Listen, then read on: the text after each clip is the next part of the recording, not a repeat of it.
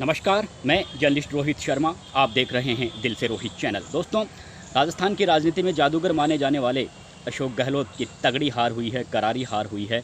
अशोक गहलोत की इंडिविजुअल हार मैं इसलिए बता रहा हूं क्योंकि ये चुनाव, पूरा विधानसभा चुनाव अशोक गहलोत की अगुवाई में लड़ा गया। वे खुद कांग्रेस हाईकमान को भरोसा दिलाते रहे कि मैं सरकार रिपीट करवाऊंगा, और एक तरीके से राजस्थान कांग्रेस के संगठन की बागडोर भी अप्रत्यक्ष रूप से उनके हाथों में थी, भले ही पीसीसी चीफ पद पर गोविंद सिंह डोटासरा हो। हार क्यों हुई? आप सबने देखा होगा कि पूरे 5 साल तक जिस तरह से नौटंकी सरकार में और संगठन में, कांग्रेस पार्टी के संगठन में चलती रही, पूरी पब्लिक ने देखा है। इसलिए कारण भी पूरी पब्लिक जानती है, लेकिन मैं कुछ बड़े कारणों का यहाँ पर जिक्र कर रहा हूँ। अगर मेरा ये वीडियो आपको अच्छा लगे तो इसको लाइक भी कीजिएगा, सब्सक्राइब भी कीजिएगा मेरे चैनल को, और मुझे आशीर्वाद प्रदान कीजिएगा। देखिए, हार का सबसे मोटा कारण, बड़ा कारण अशोक गहलोत और पायलट की लड़ाई पिछले 5 साल तक जिस तरह से राजस्थान की सड़कों पर चलती रही।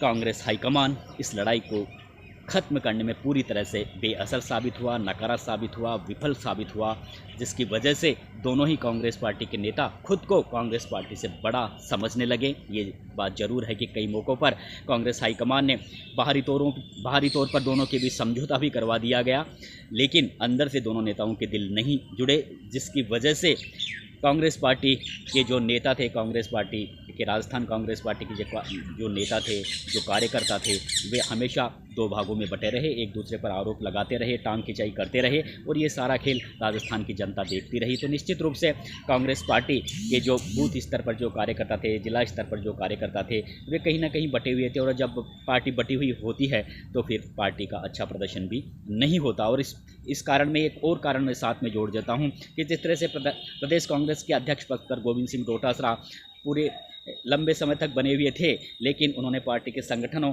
को ज़्यादा तवज्जो देने के बजाय वे मुख्यमंत्री अशोक गहलोत की हाँ में हाँ मिलाते रहे। इसी में एक कारण और जोड़ देता हूँ कि यहाँ पर जो भी कांग्रेस पार्टी का प्रभारी बनकर आया, उसने भी ठीक तरह से अपनी जिम्मेवारी का निर्वहन नहीं किया। अगर वो हकीकत स्थिति से कांग्रेस हाईकमान को अवगत करवाता रहता तो आज ये स्थिति नहीं होती। प्रभारी की बहुत बड़ी जिम्मेवारी होती है, लेकिन वो भी यहाँ आकर अशोक गहलोत और गोविंद सिंह डोटासरा की हाँ में हाँ मिलाता रहा।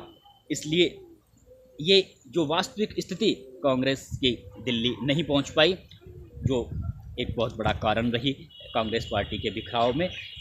और मैं एक बात और कहता हूं कि जिस तरह से राहुल गांधी ने कहा कि राजस्थान में कड़ी चुनौती है, यानी राहुल गांधी को ये पहले से ही पता था कि राजस्थान में कांग्रेस पार्टी की स्थिति मजबूत नहीं है। तो जब राहुल गांधी खुद ये जानते थे कि राजस्थान में कांग्रेस पार्टी की स्थिति मजबूत नहीं है, तो फिर उन्होंने आपने खुला क्यों छोड़ दिया? आपके पास तो बहुत बड़ी पावर थी, आप तो एक तरीके से कांग्रेस पार्टी के राष्ट्रीय मालिक माने जाते हो, तो फिर आपने इस लड़ाई को दूर करने का प्रयास क्यों नहीं किया? तो यहाँ पर कांग्रेस हाईकमान भी पूरी तरह से बेअसर साबित हुआ, एक तरीके से नकारा साबित हुआ, विफल साबित हुआ। उसी की वानगी है कि राजस्थान में कांग्रेस पार्टी को हार का सामना करना पड़ा।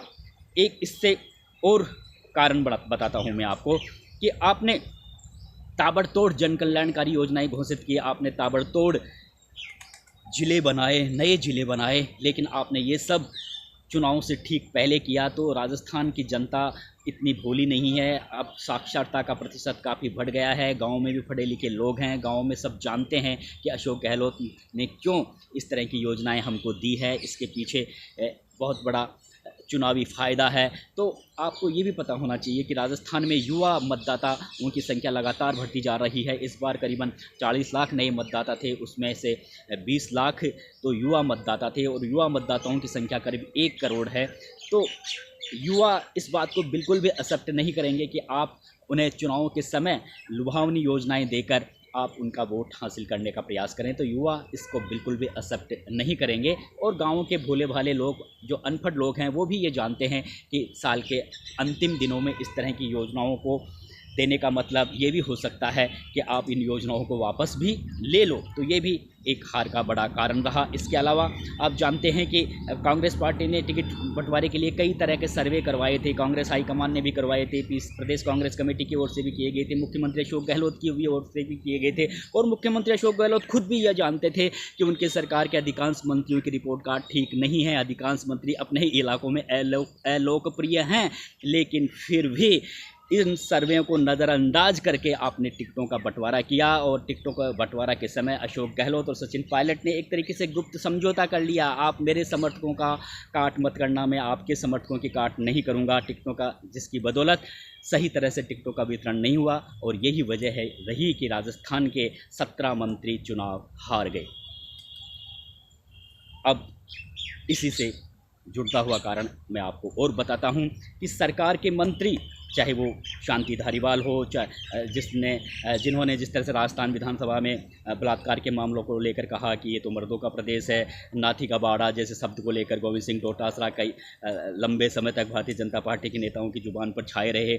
मुख्यमंत्री अशोक गहलोत शिक्षकों को सम्मेलन में सरेआम शिक्षकों से हाँ भरवाते हैं कि आपको ट्रांसफर में पैसे देने पड़ते हैं या नहीं देने पड़ते। तो इन सब घटनाओं को राजस्थान की जनता ने देखा है। तो राजस्थान की जनता ये समझ रही थी कि ये क्या चल रहा है राजस्थान की सरकार में, तो ये भी एक कारण रहा। इसके अलावा आप हिंदू मुस्लिम की राजनीति कहकर हमेशा भारतीय जनता पार्टी को कटघरे में खड़ा करने की कोशिश करते हैं, लेकिन आपने भी जो कर्म किए हैं इस मामले में वो ठीक नहीं थे। मुख्यमंत्री अशोक गहलोत जी, आपको पता है कि रामगंज में जो घटना हुई उस घटने में इतना बड़ा पैकेज नहीं बनता था, लेकिन आपने जानबूझकर एक संप्रदाय विशेष के व्यक्ति की मौत पर आपने बहुत बड़ा पैकेज दिया। उस संप्रदाय विशेष के परिजनों के प्रति मेरी भी हमदर्दी है, लेकिन आपने ये नहीं सोचा कि मेरे इस कदम से एक बड़ा जो विशाल समुदाय है वो लोग क्या समझेंगे। क्योंकि जब एक हिंदुओं के परिवार में जब इस तरह के मामलों में मौत होती है तो आपने एक भी परिवार को इतना बड़ा पैकेज नहीं दिया। तो ये जो आपने किया तो उसमें कहीं ना कहीं जो Hindu vote bank Congress party से अब तक जुड़े हुए थे उनके दिलो दिमाग पर भी संशय की पैदा हुई कि अशोक गहलोत भी हिंदू मुस्लिम की राजनीति में खुद को हमेशा अव्वल रखते हैं कांग्रेस पार्टी की ओर से। ये भी एक तरीके से हार का कारण रहा। इसके अलावा राजस्थान की जनता ने ये भी देखा है कि एक संप्रदाय विशेष के धार्मिक जुलूसों के कार्यक्रमों पर आप पाबंदी नहीं लगाते हैं, लेकिन हिंदुओं के कार्यक्रमों पर, धार्मिक कार्यक्रमों पर आपने कई तरह की पाबंदियां लगाई। तो निश्चित रूप से जो हिंदू वोट बैंक आपसे जुड़ा हुआ था वो आपसे ज़रूर अलग हुआ है, कांग्रेस पार्टी से अलग हुआ है। इसके अलावा लगातार पूरे 5 साल तक पेपर लीक, सरकारी भर्तियों में पेपर लीक की घटनाएं होती रही। हालांकि ये घटनाएं भारतीय जनता पार्टी के कार्यकाल में भी हुई थी, लेकिन जिस तरह से नियमित रूप से पिछले 5 साल में पेपर लीक हुए और इन पेपर लीक में राजस्थान सरकार में बैठे बड़े जिम्मेवार लोगों की भूमिका भी सामने आई और कांग्रेस पार्टी के बड़े नेताओं के एक ही परिवार के कई सदस्य बड़ी सरकारी नौकरियों में जिस तरह से उनका सिलेक्शन हुआ, तो राजस्थान का जो बेरोजगार युवा है, पढ़े लिखे युवा हैं, वे सब समझते हैं कि ये क्या खेल चल रहा है। तो इस खेल को काफ़ी उन्होंने नज़दीकी से देखा, राजस्थान के युवाओं का दिल दुखा कि ये हो क्या रहा है। हम काफ़ी पैसा खर्च करके कंपटीशन एग्ज़ाम की तैयारी करते हैं, लेकिन बाजी तो वही मार ले जाता है जिसके हाथ में जो पेपर खरीद लेता है। तो इन घटनाओं ने भी, आप सबको पता है कि राजस्थान के युवा मतदाता सब की संख्या लगातार बढ़ती जा रही है। करीब 1 करोड़ मतदाता हैं और 20 लाख नए युवा मतदाता आए हैं। करीब 40 लाख नए युवा मतदाता थे इस बार, उसमें 20 लाख तो युवा थे। तो युवाओं ने निश्चित रूप से कांग्रेस पार्टी के खिलाफ वोट किया। एक और कारण मैं आपको बताता हूं कि देखिए, अब आप मुख्यमंत्री अशोक गहलोत लगातार ये कहते रहे विधायकों को कि मैं आपको देते देते, आप मांगते मांगते थक जाओगे, मैं आपको देते देते नहीं थकूंगा। आपने, ठीक है, आप विधायकों ने आपका पूरा समर्थन किया। सरकार को जब अस्थिर करने की कोशिश की गई थी उस समय भी जिन विधायकों ने आपका पूरा सपोर्ट किया, तो उनका आपको ख्याल रखना आपका एक कर्तव्य बन जाता है। लेकिन आप इस तरह से किसी को खुला मत छोड़ो कि वो सिर्फ अपनी और अपने नज़दीकी लोगों की जेबें भरता रहे और राजस्थान की पब्लिक पर कल्याण पर उसकी निगाहें नहीं जाए। राजस्थान की जन कल्याणकारी योजनाओं के सफल क्रियान्वयन के लिए अपने इलाके में वो पूरी तरह से ठीक तरह से काम ना करे और सिर्फ अपनी जेब भरने में लगा रहे। तो इस स्थिति पर आपकी बिल्कुल भी निगाहें नहीं की। आपने पार्टी के विधायकों को पूरी तरह से खुली छूट दे दी, वो भी कहीं ना कहीं आपकी हार का एक कारण रहा।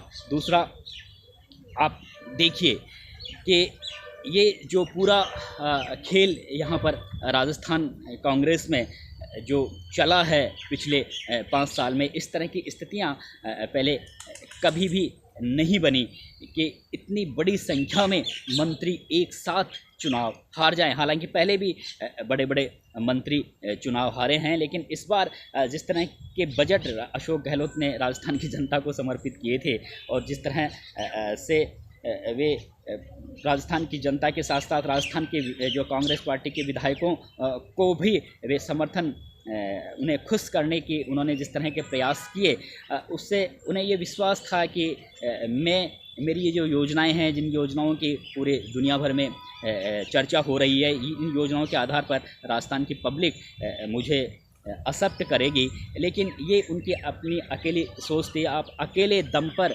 कोई चुनाव नहीं लड़ सकते, क्योंकि 200 विधानसभा सीट है।